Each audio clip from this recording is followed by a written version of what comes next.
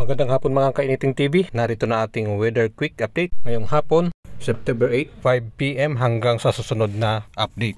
Base sa available data ng Pag-asa kaninang alas 3 ng hapon, isang LPA ang namataan sa layong 1,340 kilometers east-northeast ng extreme northern Luzon. Siya po ay nasa labas pa ng PAR at kung hindi magbabago ang kanyang pagkilos na pakanluran ay hindi na po siya papasok sa ating PAR at i-exit na po siya doon sa northern Taiwan sa Miyerkules. Bagamat hindi na siya papasok sa ating PAR, pero papalaksin pa rin niya ang hanging habagat na magpapaulan sa western section ng ating bansa. Samantala may dalang maulap na kalangitan, may kalat-kalat na pag-ulan, pagkulog at pagkidlat. Ang hanging habagat sa Abra, Ilocos Region, Cagayan, Zambales at Apayao. Bahagyang maulap hanggang maulap naman na may bihirang pag-ambon, pagkulog at pagkidlat sa Metro Manila. Natitirang bahagi ng Cordillera, Cagayan Valley at Central Luzon. Localized thunderstorms naman ang nakaka-apekto na natitirang bahagi